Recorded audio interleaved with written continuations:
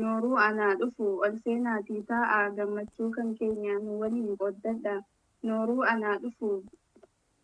anaa dhufu barataaf barsiisaan baga nagaan dhuftan. Guyyaa gammachuu keenyaan waliin qooddattan. Waamichi ulfinaa ooluutu salphinaa waamicha kabajaa waamamtanii dhuftan. Markazoonni hunduu weelkaamsanii jennee ol seenaatii taa'aa.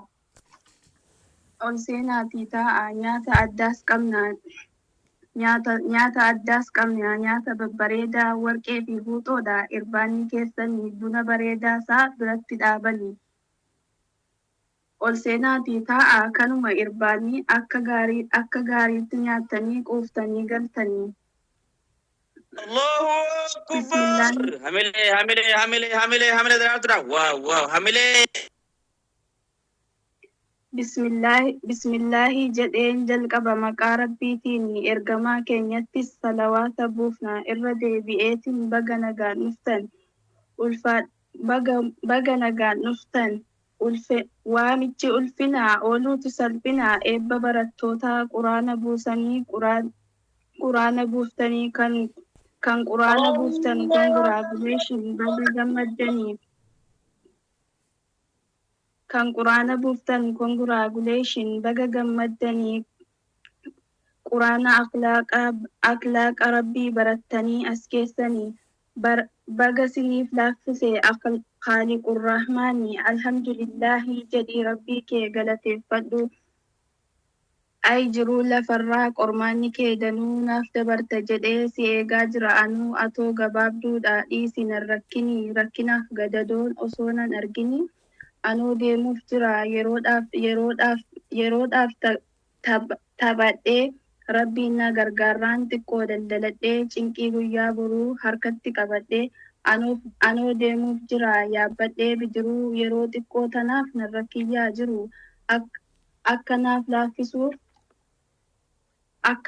akkanaaf laaffisuuf rabbii koo kadhadhee waan si bira dhufu harkatti qabadhee.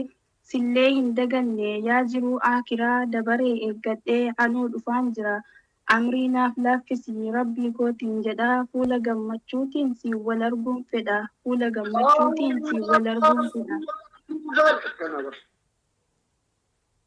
Osoo fataa jedhuu akka tasaa kufee namni harka duwwaa garaa kan kee dhufe namni siin wal gahee osoo badii hojjetuu eewaa salphate kaa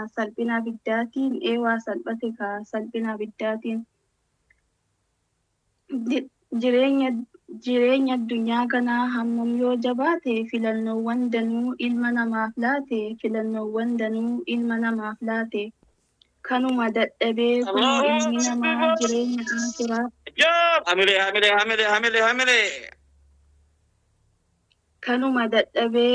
Kanuma dadhabee kunoo ilmi namaa jireenyi akiraa filannoon shii lama. Milkoofnaan jannataa kasaarraan ibidda fudhachuun dirqama akkam gootee didda. Jireenya lafaatiif namni dhabe sabrii akkam danda'uudha gaafii fitnaa qabrii akkamiin danda'uudha gaafii fitnaa qabrii. Siraaxii dabalatee hisaabiif miizanni gaafa harka bitaatiin kennamuuf kitaabni. Wayisheenaa koo jechuun gaabbee quba of nyaata mee osoo si ta'e gaafa sakkam taata. Inni akka kootii kan diliin faalame abdii hin kutu rabbiin yoo naaf araarame. Mootii raamanni kee waa hundaan wal gahu anoo humnan qabu waa tokko hin danda'u lakkaahamee dhumuu wanti an balleesse irkoo biraan qabu raamaan koo sitti dhiise. Atoo garaa laaftaa mootii zalaalamii badii tiyya hundaa mee naaf araaramii. Azaaba qabriirraa raamanni.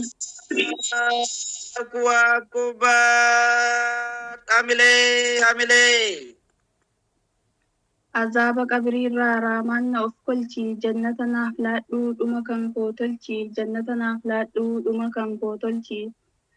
Gariin namaa kunuu gaafa quraana buuse kursii ofiisaa filata. Kursiin maqaan liiftii maal akkuma duraa teessaniin qaraatanii maaltu siif gallaanii liiftiin gayyaatanii maaltu siif gallaanii liiftiin gayyaatanii. Halaawaan quraanaa yoo tasfiira baratanii maaltu siif gallaanii liiftiidhaan yaatanii piroofaayilii jijjiiruu daqiiqaan teessanii piroofaayilii jijjiiruu daqiiqaan teessanii. Faayidaa piroofaayilii kanaa osoo barattanii ijaaba yookaan hamilee. Majeetan. faayidaa piroofaayilii kanaa osoo barattanii ijaaba yookaanis iqaaba keessanii ijaaba yookaanis iqaaba keessanii. Maaltu isiniif gallaa markazaa yaatanii makiinaa riimuuviitiin sin gaggeessina makiinaa riimuuviitiin bakka sin feetanii taa'anii bakka sin feetanii isin gaggeessanii taa'anii qara'uus sumatu filata maa gaafa duraa ustaaza yookaan amiirassi fide of seeta. Asiin gaafa duraa ustaazatu fide asiin beeseeta. Qaraasuun itti fufa barataanis ni dhufa kan deemuu barbaadan beenu si gaggeessa makiinaa riimuuvii keenyeetti deebina makiinaa riimuuvii keenyeetti deebina. Walaloon kootillee asitti dhaabbata markazni kootillee maqaan markaza kootii markaza asaabul jamiini